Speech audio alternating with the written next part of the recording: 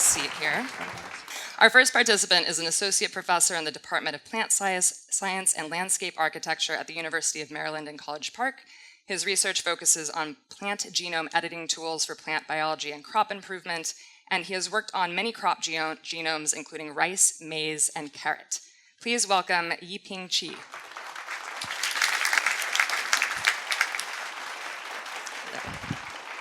Our next participant is the director of the Plant Transformation Facility at Cornell University and a member of the editorial board of the CRISPR Journal, a new journal about genome editing. He has worked on the genome of rice, apples, hemp, and wheat. Please welcome Matthew Willmann. And also joining us today is a bioethicist from the Hastings Center. She explores philosophical and ethical questions concerning the use of emerging technologies, like genome editing tools such as CRISPR, in non-human organisms for public health. Her work has appeared in Nature Biotech, JAMA, and the American Journal of Bioethics. Please welcome Carolyn Neuhaus. We have a big panel here, two more. Our next participant is a Senior Sustainable Development Officer in the UN Department for Economic and Social Affairs. He was a member of the core team that supported the UN General Assembly negotiations on the Sustainable Development Goals. Joining us from the UN, please welcome Friedrich Soltau. And last but not least, also joining us is a professor of plant genetics at Cold Spring Harbor Laboratory, whose lab finds and studies the genes that control growth and architecture primarily in maize. He also works internationally and is a Chengjiang visiting professor at the Huazhong Agricultural University in China. Please welcome Dave Jackson. All right, my first question for all of you, how are each of you using CRISPR in your work? And let's start with the scientists. So we study genes in maize and that effect on plant growth. And so we use CRISPR to basically knock out the function of a gene. You know, maize has about 40,000 genes, actually more than humans. And we know some genes what they do, but a lot of genes we don't know what they do. And when you say knock out the function, I might be interrupting. It's not because I'm being rude. It's because I want to make sure everyone knows the terms you're using. No jargon. Right, so when you say knock out a gene, what do you mean by that? Knockout basically means breaking its function, so it's no longer functioning in the organism. And so we want to know what the genes are doing. We disrupt them, and then we can see how the plant growth is affected. Yiping, how about you? Well, yeah, so actually I start kind of prior CRISPR life or science with genome editing, which is 2009. At that time, the technology called zinc finger nuclease, ZIF, which is actually a protein, and you need a protein engineering to do that, which is hard. Only a handful of laboratory in the US, let's say, can do that in plants.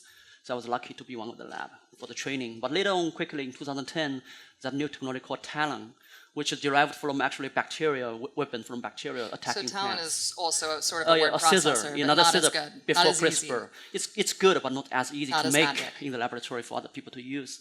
Yeah, then all you may have known, like in 2012, that milestone paper published in Science reporting CRISPR-Cas technology, and after that, everybody is using that, including my lab. So right now, in the past few years, my lab are really developing CRISPR-Cas technology, make more efficient, and apply them to different crop plants for editing. So. And you just said CRISPR-Cas instead of just CRISPR. What is that Cas part of CRISPR? Well, Cas actually means a lot of proteins. For example, when we typically say CRISPR-Cas, we often mean CRISPR-Cas9, which is a system, very specific system people are using. But there's other Cas proteins. For example, another protein I'm using is Cas12a, which can sort of do the same thing, but can targeting where CRISPR-Cas9 cannot target. So, okay, and so that protein is what is sort of the control F function? That's what's finding the specific DNA? Right. The protein is actually... To really torture my metaphor here? Right. The protein, the Cas protein is actually the scissor which do the cutting. But you also need RNA. So the whole thing was actually protein RNA complex. So the guide RNA can guide the protein to where, based on RNA DNA hybridization to target. So upon binding specifically, then Cas9 or Cas12a nuclease activity is being activated. So then that allows double-strand break of DNA. Okay, I think I got it. All right, and Matthew, how about you? How are you using CRISPR? I run the transformation facility at Cornell, and when my facility was originally envisioned, the goal was that we would focus on making transgenic plants for researchers on campus and around the world. Thing is that by the time they finally got my facility going, CRISPR was on the scene. And so instead of focused on making transgenic plants, about 95% of the work I do is using CRISPR to modify the genomes of rice, maize, wheat, apple, and now we're working on industrial hemp. So we're focused on using it to modify very specific traits. In some cases, like with wheat, we're trying to see if we can increase yield. With apple, we're trying to take very popular cultivars that you already know and like, that you're used to seeing in your grocery store, and say, well, if we know what gene is important for disease resistance that this apple doesn't have resistance against, can we take the apple you already like and correct the broken gene so that it actually can, the plant will then be resistant as well. And when you say transgenic, what's that? So transgenic is what people typically think of when they think of GMOs. So it's where you take a gene from one organism and you put it into the DNA of another organism, and it's passed down in every cell from there on out. So if you hear about GMOs and you hear about GMO labeling, it's generally talking about transgenic organisms. Okay. And Carolyn and Friedrich, you're both looking at this from a different perspective. How is CRISPR seen in your respective fields? Carolyn, why don't you go first? Sure. Well, I'll definitely say that I've appreciated CRISPR because it serves as an excuse, really, to ask really philosophical and ethical questions that we've been asking as humans for literally thousands of years. So questions about the appropriate relationship between humans and nature, questions about even the meaning of what it means to be human when we're talking about using CRISPR for human gene editing. Ethical questions about appropriate risks and benefits, or the appropriate balance between risks and benefits in various applications of CRISPR in different kinds of contexts. So I always like to say, to me, CRISPR isn't the really interesting thing. It's the questions that it allows me to ask and gives me a platform for asking about, again, these really important philosophical and ethical questions that we don't have answers to and probably won't, but are really important to continue batting around together. I mean, from the perspective of the United Nations, and of course the member states are the main actors in the UN, it's really a platform to bring the technology innovations like CRISPR, other innovations to the service of humanity. So the challenge of today, and in particular we have in 2015 193 member states adopted the Sustainable Development Goals, 17 goals targeting the main sustainable development challenges, and one of them is goal 2 is on food security and nutrition and agriculture. So trying to bring the science and the technological advances that we're going to talk about today, targeting them also at development. So development for the poorest, those who don't have access to nutritious food, who are undernourished, malnourished, but of course also to the other sustainable development challenges that we have, and we'll talk more about this hopefully, that our agricultural production system imposes on the environment. So trying to do things which can cope with climate change and also produce food in a way which is less harmful to the environment. So that is kind of the bigger picture, I would say, within the UN. If we are successful, we can try and be an entry point, a platform, and facilitate the adoption of this technology, help assess the risks and the benefits, and bring it to the service of people around the world. So as you were just saying, a lot of people are really excited about CRISPR in terms of food security. We've also heard for years about food security in terms of transgenic or GMOs too. A lot of people have been excited about that technology, but that technology has largely been used in corn and soy, which is largely not entirely used for livestock feed or processed food. We have an entire other panel on whether livestock is still food, right? And that is still feeding the world to a degree, but the nutritional level and the effects on the environment are something to be questioned, right? So with CRISPR, what will be different? Will we see a lot more corn and soy, or will it open it to other foods as well? Anyone want to take that? Dave, you work in corn. What do you think? I think CRISPR will be used much more broadly in other plants as well, other crop plants. One reason is because, as you know, GMOs are very controversial, and to get a GMO approved for market, it has to undergo a lot of testing. So only the big multinational companies can afford that. So that's why we hear about Monsanto and Bayer and Pioneer all the time, because they're the companies who can afford to invest tens of millions of dollars to deregulate or test a GMO.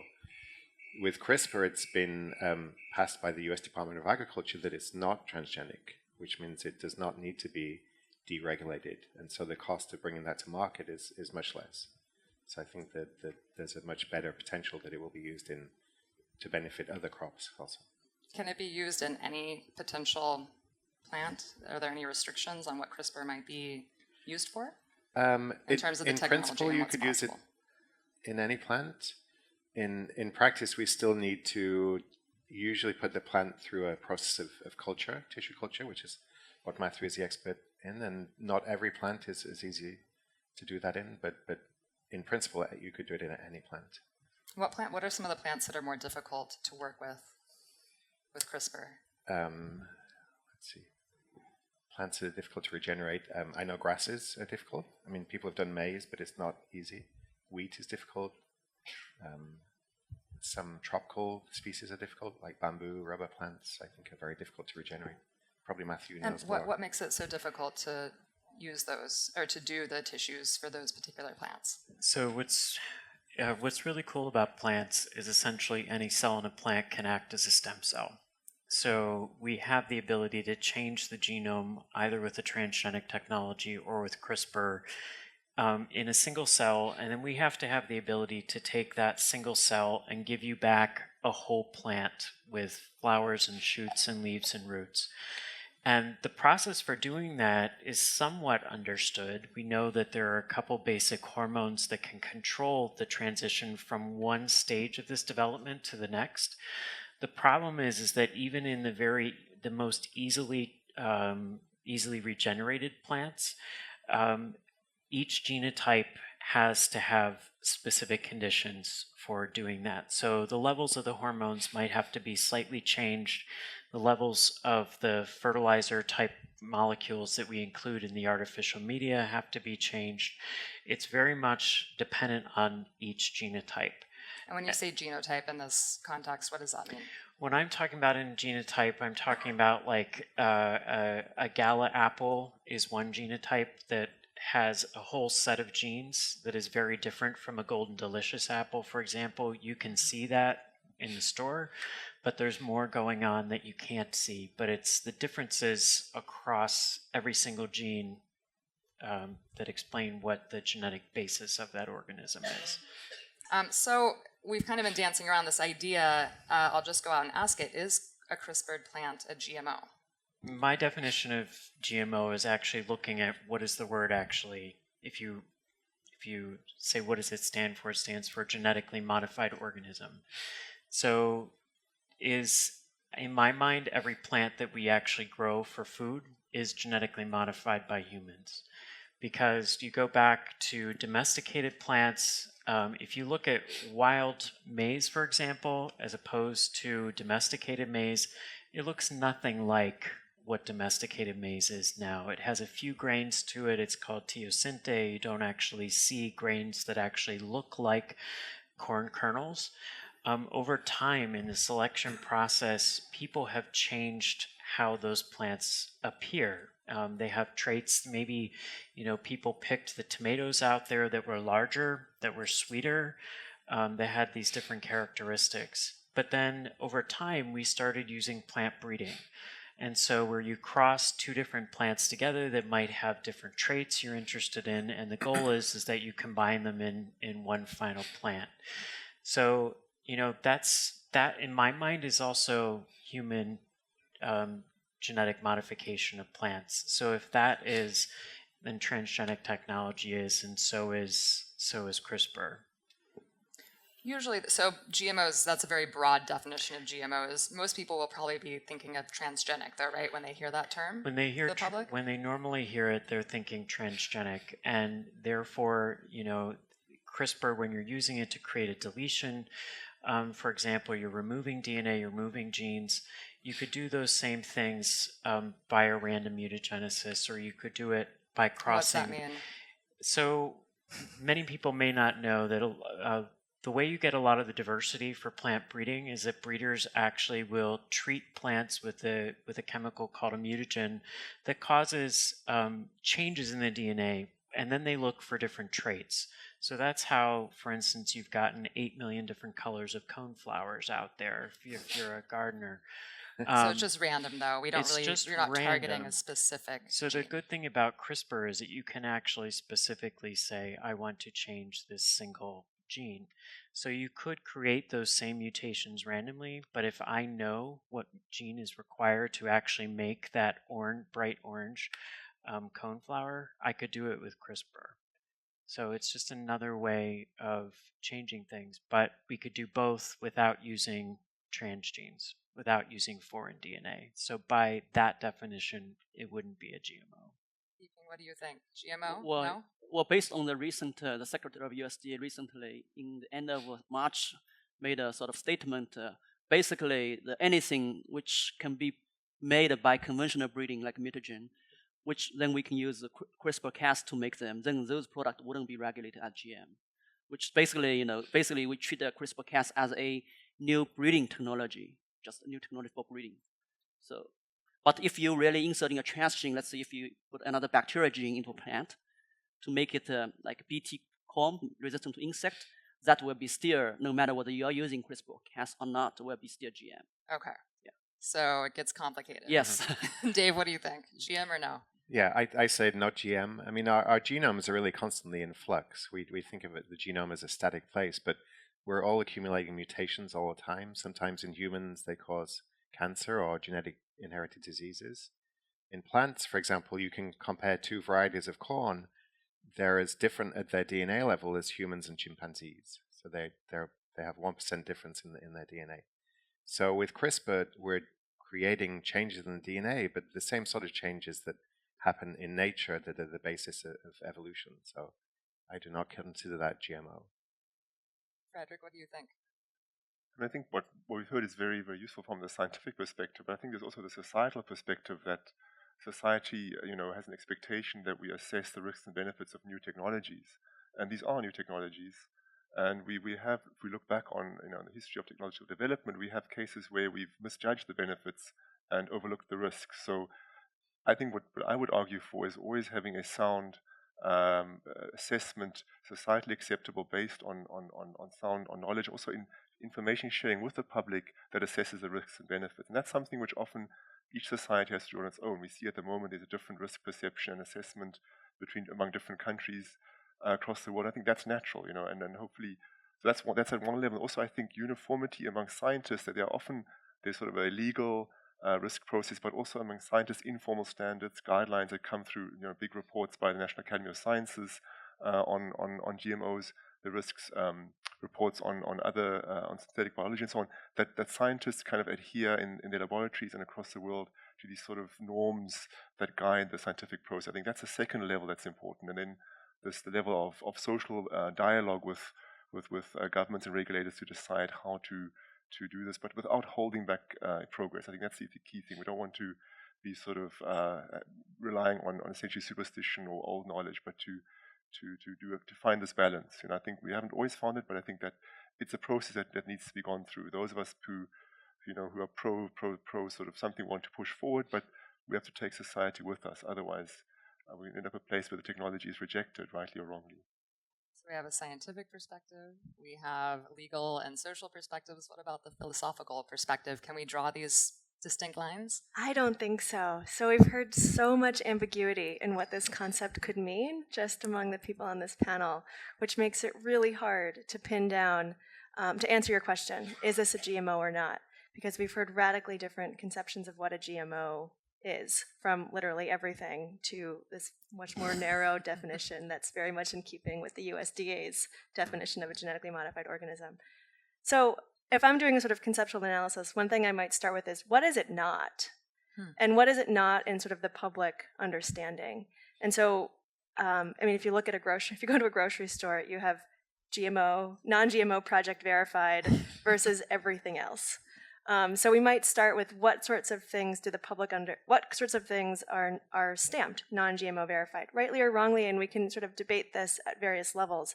But just in terms of bringing us all on the same page, those standards might shift, and maybe they should shift depending on our understanding of the science. But just to get a handle on what kinds of things might be guiding this conversation. I mean, we have to acknowledge that there is something that that people understand that there's something that's not a genetically modified organism, and getting clear maybe on what that is could help specify whether this counts. And there's like various ways we could do that. Obviously, there's a conceptual analysis, but I think there is, because there's a project out there called Non-GMO Verified that we could look to for standards. And I think that they're actively grappling with this question, especially in light of the USDA's recent decision to not consider this in terms of their regulatory paradigm. Going forward, how are we going to, whether this would meet the stamp of approval? And I think that there are good arguments both ways, but we have to understand it much more holistically. And those stamps can get complicated too. I've seen those slapped on water. I've seen those slapped on all kinds of things that wouldn't be GMO anyway. It's pretty misleading even in that respect. And Friedrich, how about there are different rules in the EU and developing countries, correct? How does that all sort of work when you have different countries that have different ideas of whether CRISPR should be regulated? Yes, I have to be careful. I'm not an expert on the whole worldwide regulatory regime, but I think, as I mentioned earlier, there are differences in risk assessment, risk perception. You know that the European Union, the 28 countries of the European Union have followed the so-called precautionary principle, which is a principle of international environmental law, and actually widely accepted, but interpreted differently. So they would say, before we go ahead and deregulate, we need to have a full understanding of the risks. So really taking a precautionary approach, basically perhaps more of a go slow approach, whereas in the US, as I understand it, the USDA has a fairly strict standard. If it's not a plant pest, then, you know, and you can show that, then that's it, you know, and the EPA has a similar the Environment Protection Agency also regulates, and they have also a fairly narrow legal standard. So if it doesn't fall into those categories, it's okay. It doesn't have so the EU has a broad sort of principle that they look at, and of course behind that are also again social perceptions, you know. And as was just mentioned here, what is a GMO?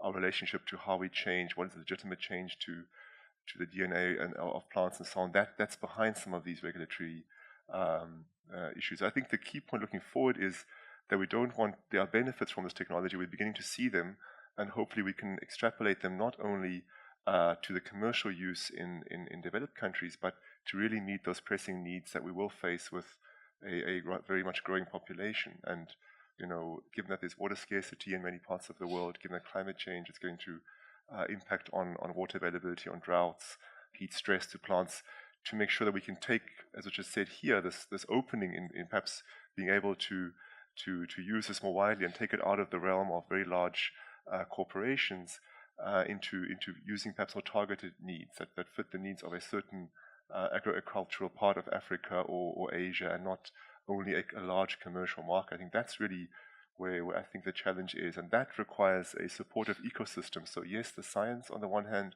but also to bring it to market. There's a lot of what happens between that, testing it in field testing, marketing it to the right farmers, and making sure that system is there. You know, if it's a commercial product that Monsanto or the large multinationals have that behind them, but finding a pioneering and very innovative crop for particular need in West Africa, what will bring that to the farmer there? I think that's the part that's often missing, and that depends on a whole broader range of social interventions that go beyond the innovation in a lab. I mean, that's the starting point, but it's not the end point.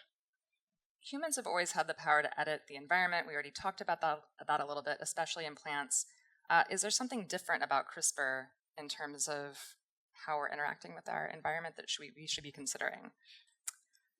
I'm going to go on a limb and say no. I don't actually think that there is anything different fundamentally about this particular technology. Why is that? Except because we've had talons and zinc fingers and transgenesis and mutagenesis, I just learned, and selective breeding and all these other tools that allowed humans to intentionally change the other organisms in the environment in various ways for a really long time. I think what's really different about CRISPR is that more and more people can do it, and this is the sort of democratizing element of CRISPR. is that the technology is implementable in labs around the world, which is a really wonderful thing, especially for bringing this to small farmers around the globe who can now work with local labs to create a crop that's tailored exactly to their needs rather than having to rely on a corporation. And that's really exciting. And I think that's what makes it different. But again, it's a difference now in access, not necessarily that we are fundamentally intervening in the environment in different ways. So there's a benefit to people. It's broadening the technology, allowing more people to use it. I'm curious, for the 3 scientists that are using CRISPR in your lab, who is going to benefit the most from your research for your respective crops? Dave, why don't you start? Well, we're very much at the basic end of the research spectrum. So we're really just investigating the genes that control plant development. We're not specifically interested in application, but some of the work that we do, I think, could be applied by other people to other crops. For example, we have some genes that we can edit that can make maize plants that make more seeds, so they have higher yield. So you can imagine other people might adopt that technology to improve yield in other crops, for example. And Matthew, how about you? A lot of the work that I'm doing is basic research, but we have 2 particular projects where we're trying to use CRISPR to actually have a benefit for the farmer.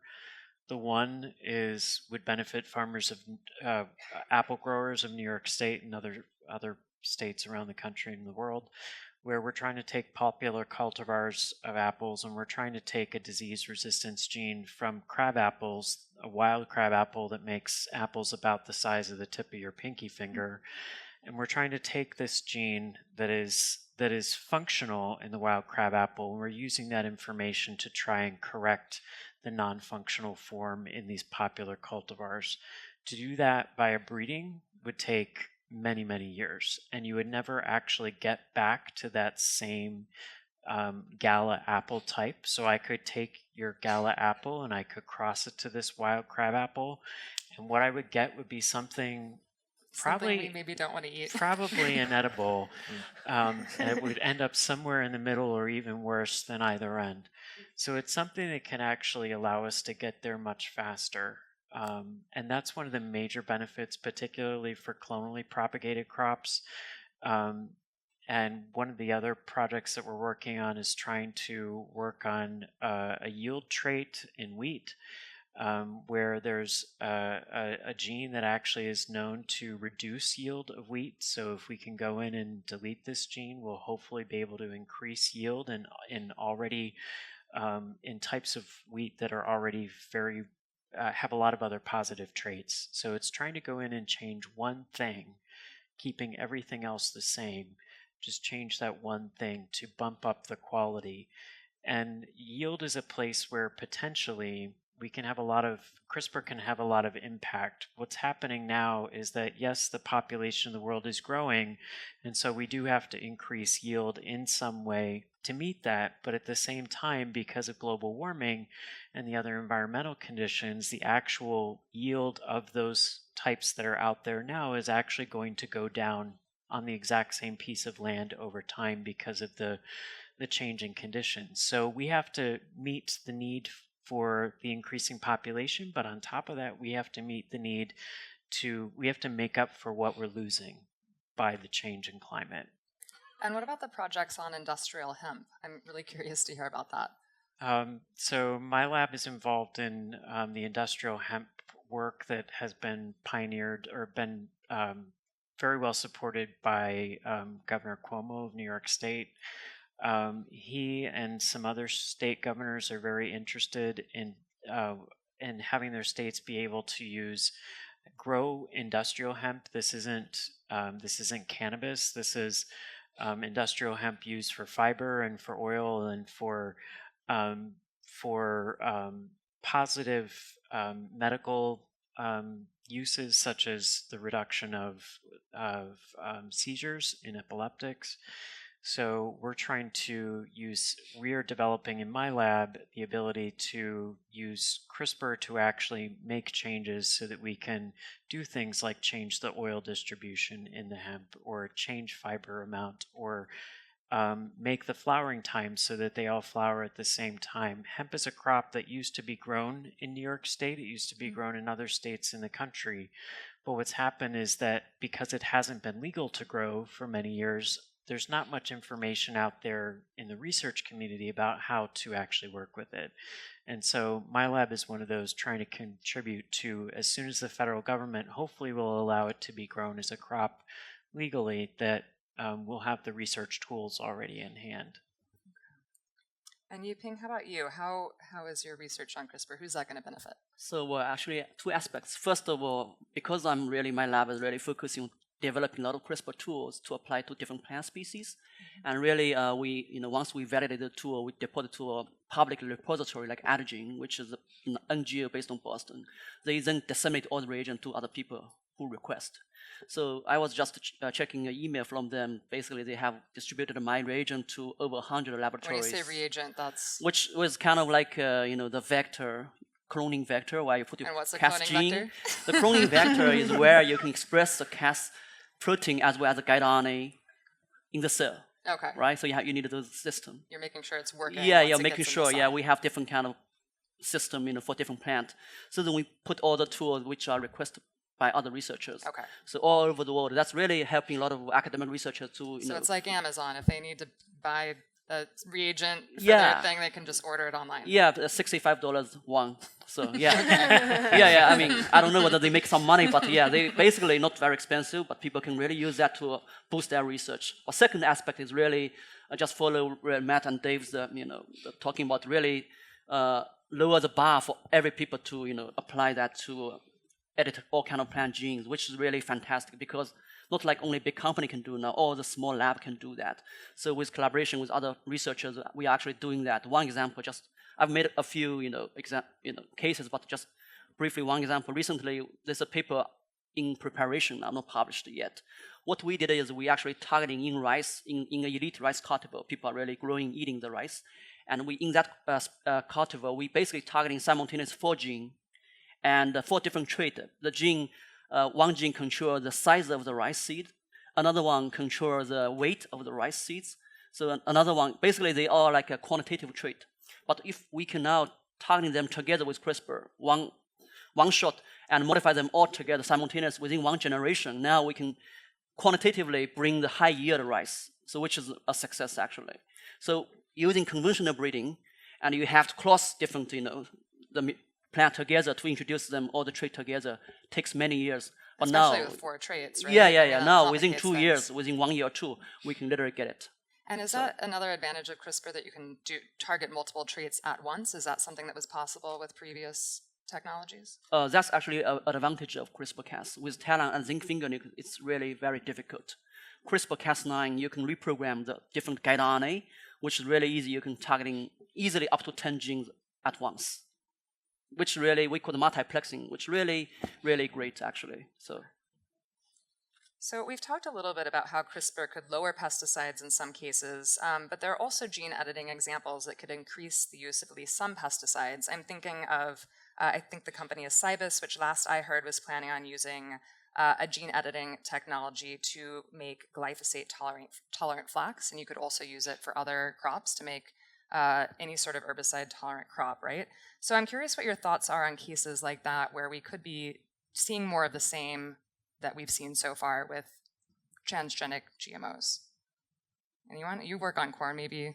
Yeah, I mean, it's a complicated question, complicated story. From what I've read, because we all hear that GMO crops require the use of more chemicals, but there's a flip side to that, which is that if you have a crop which is resistant to a herbicide, for example, the farmer can choose to only spray the herbicide in the case that there's a lot of weed competition, which is not every year. It depends very much on the growing conditions and on the particular local environment. So the farmers can be more selective. And I think there was recently a meta-analysis of many different studies of GM versus non-GM crops. And that study actually showed that GMs have increased yield overall over the past 20 years that they've been grown, and also have overall decreased the amount of chemicals that they use. So I think it's not such a simple relationship to say that just because you're making the crop resistant to the herbicide that you'll actually use more of it. Herbicides are actually expensive. That's the reason that companies like Monsanto make them and make plants that are resistant to them, because they want to sell the herbicide. And so farmers tend to reduce the use if they know that they can have a crop which is resistant to it, and they only need to use a chemical when it's absolutely necessary. Was that meta-analysis looking at both insecticides and herbicides together, and was that the total lowering, or was it different for each of those types of pesticides? I think it was just herbicides, because the insecticide GM trade is a protein that's expressed inside the plant. It's not something that the farmers apply, so it's always there. There's also sometimes a societal benefit in some cases. So one crop that scientists have looked at trying to increase herbicide resistance using this CRISPR technology is cassava. And cassava, the interest that this lab had was that cassava is grown a lot, particularly in Africa. And in Africa, they are not using these pesticides as often. And women and children are spending their time weeding these cassava plantations. And what's happening is, instead of the kids actually going to school, the kids are being held at home so that they can actually keep the cassava fields weeded. So in this case, there's actually, even though you would increase the use of an herbicide, a pesticide use, there's actually a major societal benefit that those children may actually have a chance to actually get beyond being a subsistence farmer. And hand weeding is really time consuming and not fun. That's true.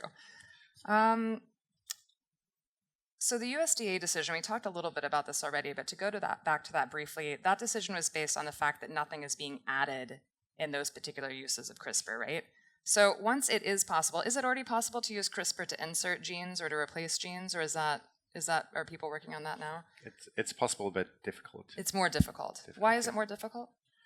For technical reasons in the regeneration process that Matthew was talking about, you have to deliver the DNA that you're going to use to insert into the genome. Now, in animals, you can do that by injecting the DNA into a zygote, and it's easy to grow animals from zygotes. That's what we do for in vitro fertilization. But in plants, that process is very difficult. So it's been done, but only in a handful of labs so far. So once it is easier, or once we've perfected this a little bit more, what are the other new possibilities that's going to broaden the use of CRISPR even more by being able to insert genes or replace genes? Anyone?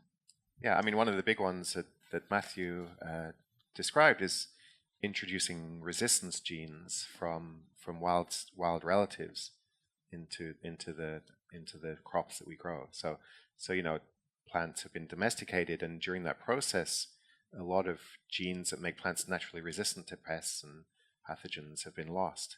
And so we want to reintroduce them, which you could do with CRISPR, just to put that one gene back in, where it was naturally in the ancestral plant, but it's been lost during the breeding or domestication process. And will scientists also use that not just to introduce genes from related or ancestral plants, but other species entirely, or do you see that happening with CRISPR? The thing is with that is, yes, it's possible, and I think, yes, people will, but then you're back to a transgenic situation. So if I took a gene from one type of maize for resistance and I put it into another type of maize in exactly the same place where it was originally ancestrally, that wouldn't be transgenic.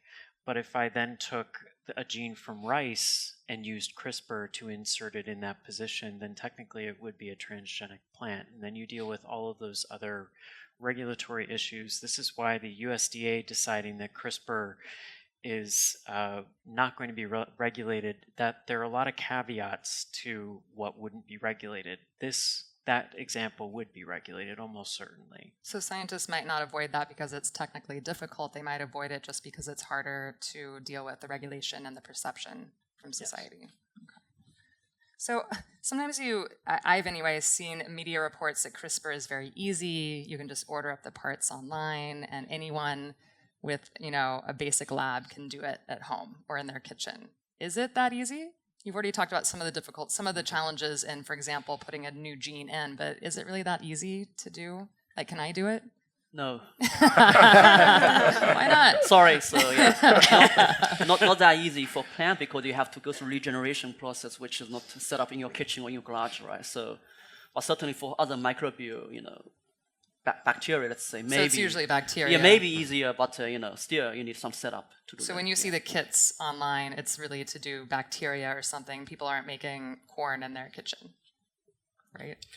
There is one plant called Arabidopsis, which is sort of the fruit fly of the plant kingdom. It's the main model system. And to transform that plant is extremely easy. We use a bacteria called Agrobacterium, and normally we have to go through this very elaborate tissue culture to get that to work, which you wouldn't be able to do at home. For Arabidopsis, you just dip the plant into the bacteria and it becomes transgenic.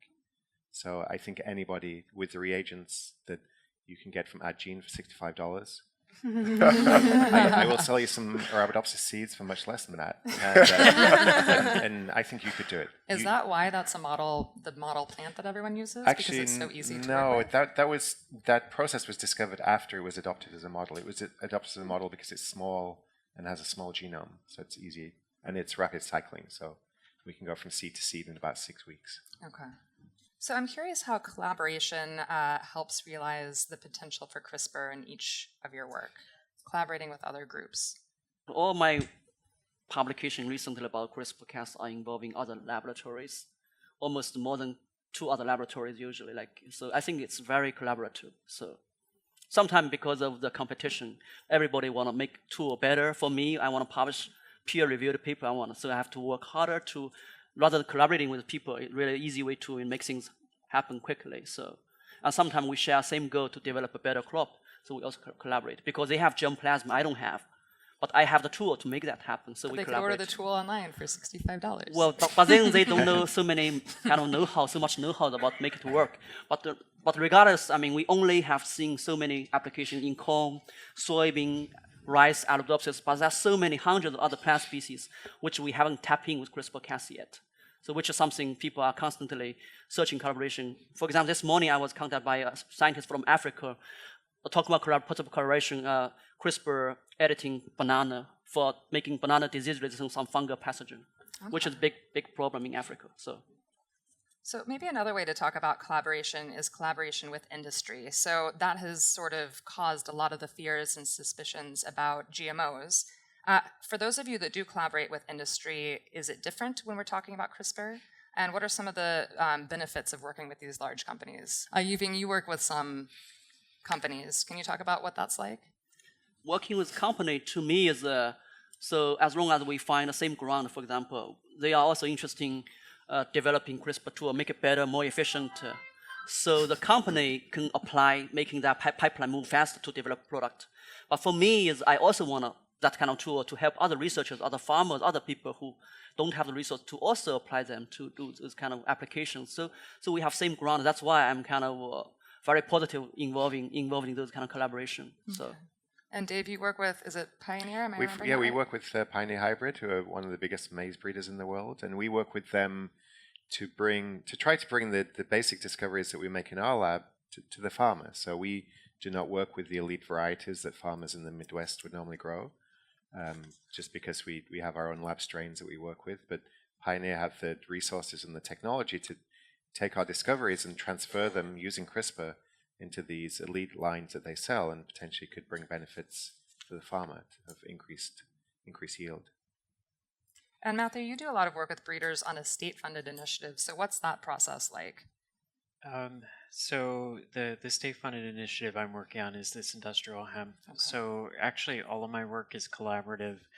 When I'm working with a breeder, we talk about what traits they're particularly interested in.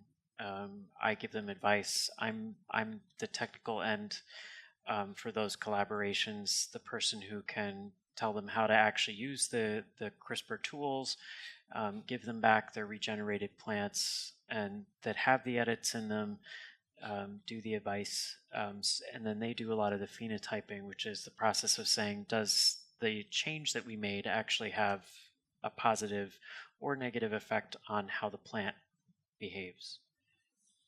And who are the other main funders for this kind of work? We talked about industry, we talked a little bit about state-funded stuff. What other funders are involved in CRISPR with agriculture? And most of our funding is from federal funding agencies, so the National Science Foundation and U.S. Department of Agriculture. Anyone else? Any other pots of money we don't know about? Other foundations also. Other foundations, okay. Yeah. Another thing I'll say about collaboration is this technology is moving incredibly quickly. So for us to do a CRISPR experiment and get the result may take 6 months or 1 year. In that time, the technology has changed. So almost as soon as we start an experiment, we're out of date. And so we go to a lot of conferences to hear the newest advances that certain labs are generating, and that becomes a collaboration when we share those resources. Is that exciting or frustrating when you've started an experiment? You're like, wow, I could have done this a different way. It's both. And Carolyn, speaking of collaboration, what do you think about the need for collaboration with scientists working with public outreach and with bioethicists to sort of introduce these technologies in a way to the communities they'll exist in? Yeah, I think it's super important. So when we're thinking about collaborations, I suppose we could think more broadly about collaborations. I'll remind everyone that taxpayers are paying those federal grants, so that's one way in which we're all collaborating in the development of this technology. Whether you like it or not. But then when you're actually developing a technology, I think it's really important to have this public engagement and public outreach effort, which involves scientists who are willing to communicate their work like these guys are, and able to do it in a way that helps people understand what they're doing. So as a bioethicist, I think it's super important to have cross-disciplinary collaborations between humanists and scientists, between bioethicists and scientists, to think about what questions there are. So in these really technical matters, different kinds of questions, different ways of assessing risks and benefits come to the fore, and I think that we can work collaboratively sort of in more academic partnerships to figure that out. But then in moving the conversation more to the public, it sort of draws on a different skill set with communicating and being open and willing to listen to the public. And the public is not just one homogeneous whole, but many different kinds of publics that are out there to bring lots of concerns into the fold and even change and redevelop technology with that in mind. So I think for talking about research sort of writ large and the public's role in that, there's definitely a role to bring the public's values, concerns, motivations, and needs and desires into the research process so that the products that are developed are ultimately responsive to the end user, whether that's a farmer who's planting it or eaters who are buying the product. At what point in the research does that need to happen? How early? And do all of you have bioethicists and other humanists in your lab saying, don't do that, people won't like it? Well, that would be a marketing professional. Well, I probably was not using the right phrasing there, but do any of you work with bioethicists in your labs? No? No? What do you think about that? This engagement, this kind of full information to the public, and what some could potentially call the science policy interface, creating both professional through regulatory bodies where you have scientists, and talking to policymakers and trying to make sense with each other, and outreach efforts like this, talking to the public, things like the New York Times, which publishes a very good supplement on Tuesdays on science issues, which really put the science in a credible way out to the public. So that outreach, and I really think I've learned a lot personally, because you can read about these things, but having and hearing it from scientists makes a tremendous difference. So that effort, but also institutionalizing that, to fight, I think, sort of sometimes anti-science bias or this knee-jerk reaction about things like, oh, GMOs are all bad, and having this much more nuanced explanation of what GMOs could be, how we can understand them, and shift the perception and make sure that old misperceptions aren't repeated, because we don't want to repeat the errors of yesterday. Because I think this technology clearly has so much promise that we can't be tethered to those old misperceptions. We have to be clear-eyed and open about any risks there may be, but we don't want to be tethered to the old misperceptions and sort of hamper us and not get where we want to be. So I think that's really, really important. And I think this kind of dialogue is super important, but it also needs to take place within universities.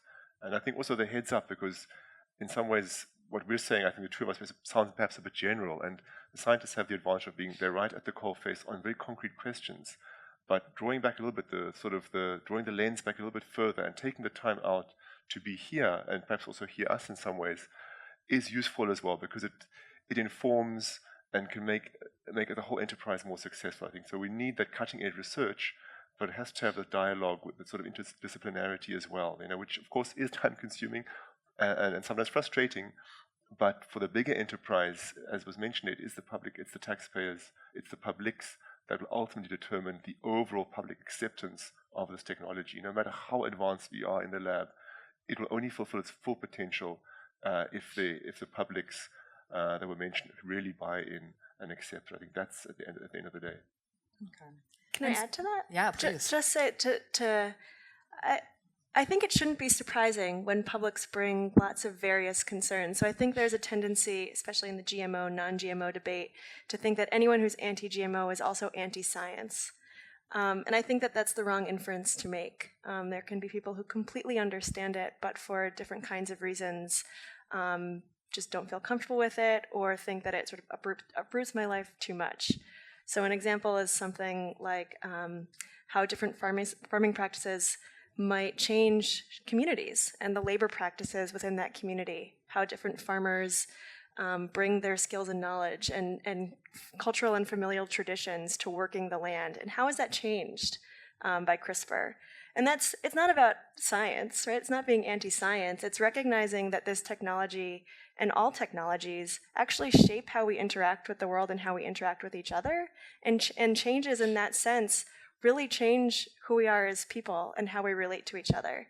So I think farming is actually a really good example of something that at a local level has its own value system and its own approach. And I think it shouldn't be lost on us in this conversation that people who are resistant to give that up or who see a sacrifice in giving up that kind of approach to working with the land might experience that as a loss. And it has nothing to do with misunderstanding the science and everything to do with what they perceive as something of an assault to their cultural and familial traditions.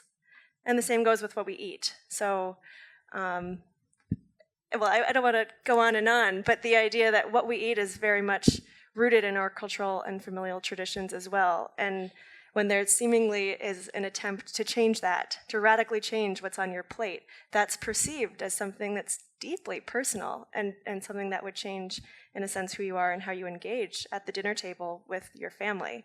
So again, that's not an anti-science sentiment, but it is one that should be on the table, so to speak, when we're having these conversations about whether CRISPR can save the world. It's going to change it, and we should at least acknowledge the ways in which it will change how we relate to each other, as in our labor and even as we just have dinner.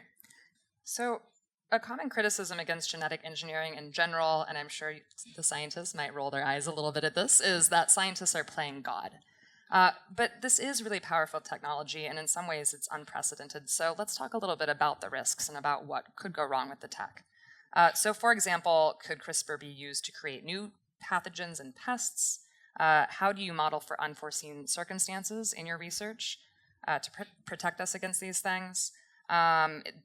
If a plant becomes resistant to natural pests or blight, what's to prevent it from becoming invasive, and so on and so forth. So how do you think about risk in your labs and in thinking down the road to what might happen eventually with the technologies that you're working with? Yiping, do you want to start?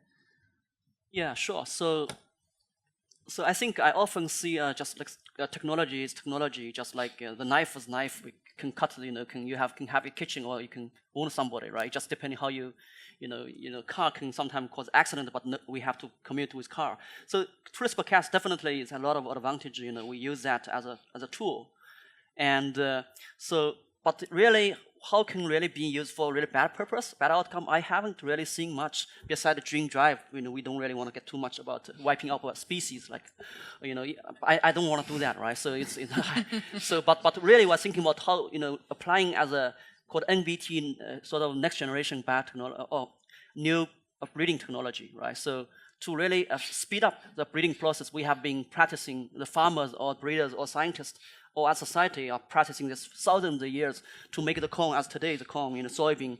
You never seen that the same thing before, right? So we are constantly making this kind of changing the genome, but CRISPR just a tool to allow us to make it happen. So I really never think about something really bad. One thing I would say is people think about, okay, it's a scissor which will cut here. You want to cut, literally this gene, but giving like 3 billion base pair of the maize genome or human genome, how can you make sure it is only gonna make the change at your intended target, right? So that will be an issue of off-targeting. So that's actually a little bit controversial in animal study. Luckily, recently we actually got a paper accepted to publish in Genome Biology, coming soon next month probably, which we did a very sort of a comprehensive study, and we CRISPR-Cas genome modified many plants in rice, and then we sequenced the genome, entire genome of every plant we modified, and then we compare that to our parent plants, which has not been modified, and then we found actually we indeed found mutations, and we actually find about 200 mutations across every single plant. So, but that mutation was sort of arise during tissue culture while you're making a cell, induce that from calli to make a whole plant. So not because of CRISPR-Cas. We even found just if you harvest seed from the parent plants, the next generation already contains 40 mutations compared to parents. So that's a lot of mutation. But CRISPR-Cas, we only very bad CRISPR-Cas reagent we made, 1 out of 15, that one only make a few, like 3 to 5 additional mutation, which is unintended. So that level of off-targeting is really minimum. So I to think make sure the audience understands what we're talking about with off-targeting, this is the idea that you have the magic scissors and it's going to go to this one gene that you want to turn off, but what if it goes to a different gene that's very similar and it just goes to that and cuts the wrong thing? This is the idea, right? Yeah. Just like a metaphor, people say CRISPR-Cas is a missile targeting. A missile. But missile maybe fly over, so somewhere else it's dangerous, right? So how can you make sure it's not fly over to other sites, right? So we actually, our study showed it is very safe. It's really good to the site you only target. So your study was showing that there are mutations that happen even with no CRISPR that are from one generation right, to the another. nature has mutation. Otherwise, we wouldn't evolve as human, right? And that in general, there weren't that many off-target effects, but there were some. Did I understand that right? Yeah, we intentionally designed a very sort of bad guide RNA, which already has designed a bad one on purpose. Yeah, just on purpose, just to show how it can happen, right? Because the things. Then we learned actually if you can limit the mismatch of base. So to 2, then you can actually avoid that. So we learn a lesson. So worst case scenario, a scientist makes a really terrible magic scissors. Here's like what might happen. But most of you aren't going to make bad magic scissors. Right. Even that compared to natural occurring mutation rate is very small. Okay. So it's very safe. So. All right. Matthew, what do you think about risks with this particular technology? How do you plan for these sorts of risks? I think the risks are fairly limited in the plant biology realm. They're much greater if you're talking about medical purposes, trying to do this in human beings. The fear is that if the scissors did cut in the wrong place, like if you're trying to, people are looking at, can you actually remove HIV from the genome and cure someone of HIV by taking the scissors and cutting the HIV virus out of the genome? But what if they actually cut out another gene, and when you cut that gene out, you actually induce cancer?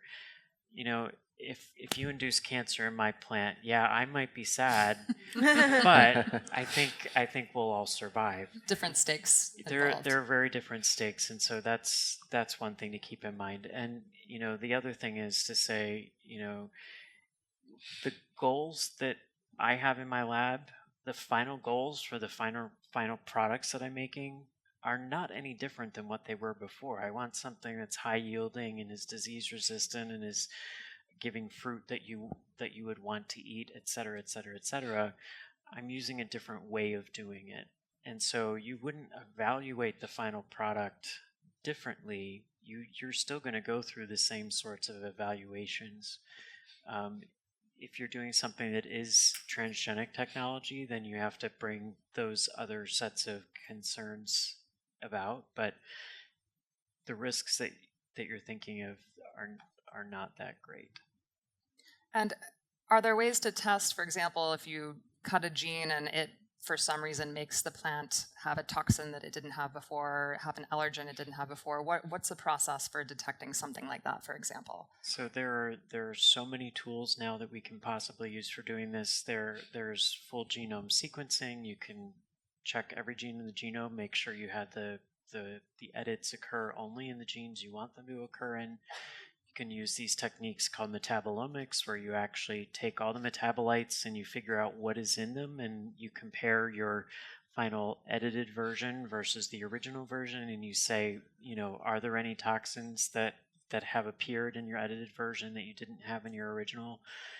There are a number of these tools now, thanks to where we are in science today, that we can do screening to actually check for those things. And Dave, what do you think about risks? Yeah, so as humans, we're completely dependent on agriculture for our existence. Like 10,000 years ago, we would not be sitting in this room having this discussion. We would be hunter-gathering, finding whatever wild fruits or berries we could find to eat. So, we have domesticated crops, and now those crops are completely dependent on us for their survival, right? Have you ever seen a corn plant growing in the wild? It just does not exist. The plants have been bred so much that they do not exist in the wild anymore. They cannot compete with wild plants. So I think the risks of editing agricultural crops are non-existent, or at least minuscule.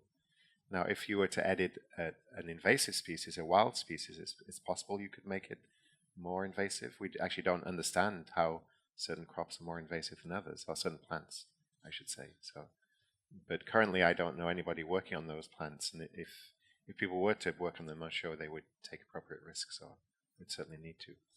I mean, there were a lot of concerns originally with transgenic technology that you make corn resistant to herbicides, and then you'd get corn going off everywhere and you wouldn't be able to control it. Or just have highways of corn. Highways of It's corn. kind of like that anyway. I grew up in Kansas, so I don't know. But it actually doesn't happen. The corn stays where you planted it, and you harvest it and you bring it back, and it hasn't taken over the world other than where farmers have actually purposely planted it.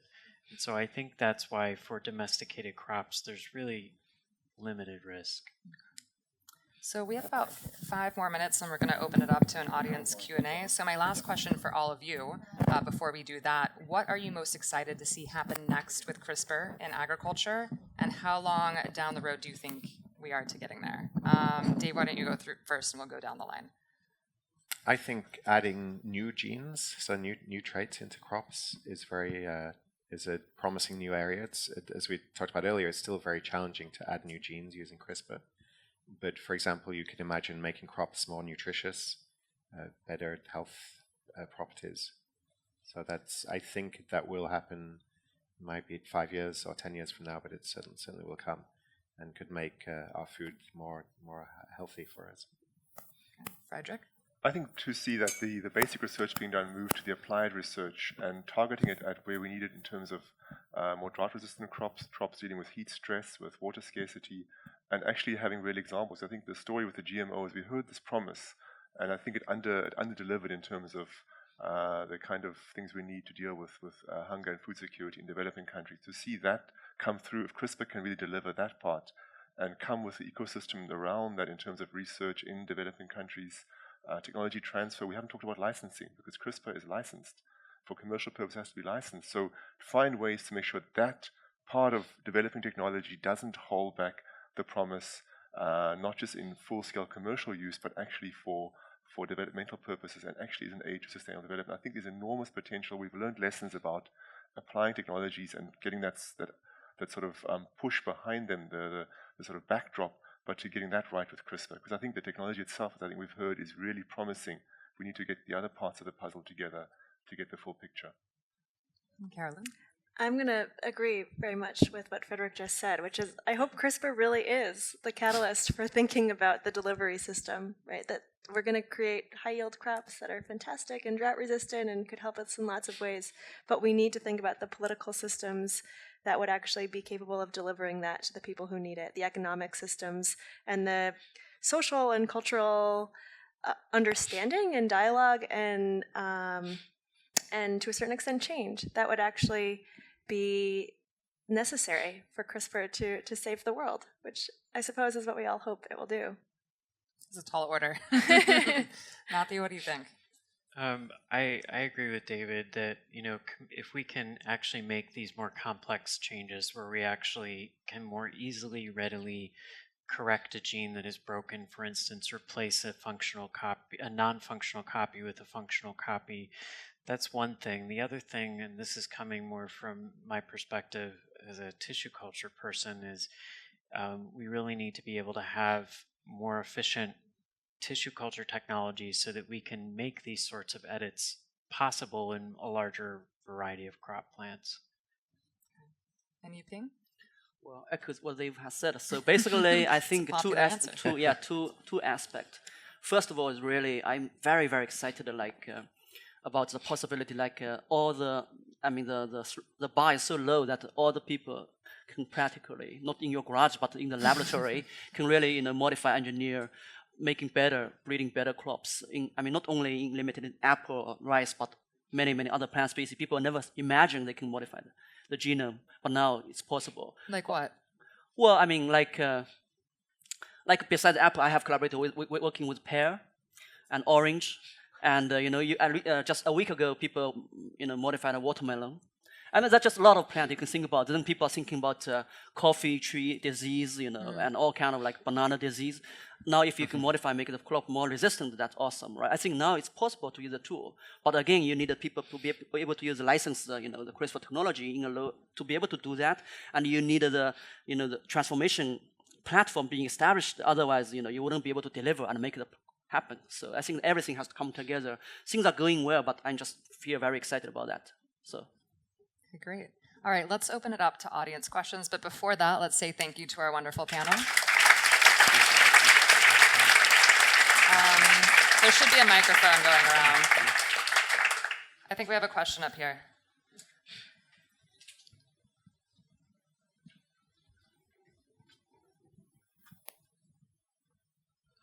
Could you explain how CRISPR works?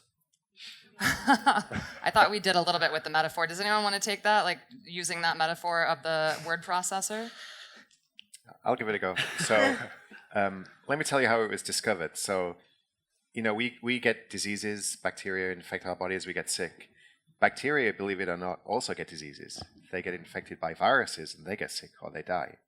So what scientists discovered starting 15 years ago is that bacteria can protect themselves against viruses.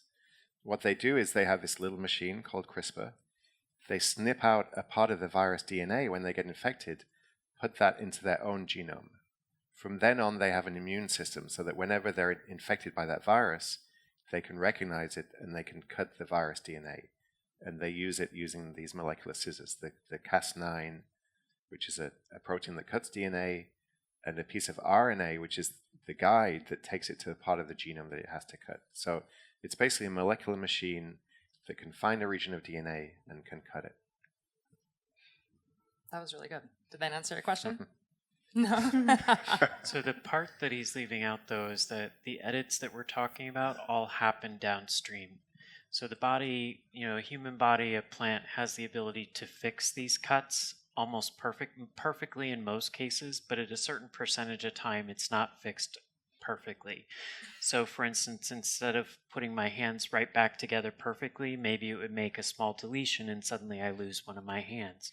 Or maybe you lose the key noun in the sentence so it no longer makes sense. And if you do that, then the gene doesn't work. So you've essentially taken a piece out. You can also, though, take out a larger piece, like take out both of my hands and replace them with your hands, for instance. So that's like taking out my version of the gene and putting his version of the gene right back in place. So the Cas9 does the cutting, and then you're taking advantage of the normal repair mechanisms for fixing DNA, which work most of the time, but not all of the time. And it's only because of the chance of it not working properly that we're able to do the edits that we do. Question here? I'm curious to know if when you've made your edits, let's say in hemp or in maize, has the result ever been something unexpected? Did it adversely affect some other gene in the genome that you were working on? So the first CRISPR experiment we did, we expected that we would get corn plants with bigger ears. That was our hypothesis. What we got was dead corn plants. And, that's science, right? You don't always get what you expect. It took us about a year to figure out, and now we've figured out that the gene we were tinkering with not only affects plant development, but it also affects the plant immune system, so how plants protect themselves against pathogens. And we actually got funded by the USDA to study this process because it's really cool science. Yeah, so you don't always get what you expect. Any other unexpected things in the lab? Perfect science so far? Well, to me, unexpected thing is really the efficiency is not 100%. You have to screen like 20 plants, get a few of them have the edit. But even that is only one chromosome is edited, the other one, the same gene is not being edited. You have to go to next generation to get to the homozygous sort of edits. So that's the efficiency we have been constantly working on, make it more efficient. So you'll do CRISPR in many different plants, but it won't be every single one that it's No, working in? you'll be lucky then if every single plant is edited. So the efficiency is way low. So, Okay. Yeah. I don't know who is next. You. That's fine. So does somebody own CRISPR? How is it made available? How is it controlled? What's that aspect of it? I didn't quite get. There's actually a really interesting patent fight over that. I don't know if anyone's expert in that. I'm not sure the answer, though. Anyone know that? Well, technology, just like something in your iPhone, can be patented by the people who discover it, even in biology. And so, yeah, as she alluded to, there is a patent fight between UC Berkeley and the Broad Institute in Boston over who discovered it. So, and it's a matter of going through people's notebooks and saying, did you really make that discovery on that day, and were you the first person to make that discovery? And it's a very complicated process because scientists are very competitive and they want to publish first, and they also want to get the rights to it. And this technology is worth billions of dollars. So there is, a lot of lawyers are getting very rich right now just debating it. But having said that, it is free to use for researchers in the public domain. So I can use CRISPR freely. You could also, if you wanted to commercialize it, make a product with it, you would have to pay licensing fees, and you would have to figure out, I guess, who to pay those to, because we don't know. So, barring the example of the dead corn plants, do these genetic modifications always carry down to subsequent generations, or are there cases where that does not happen?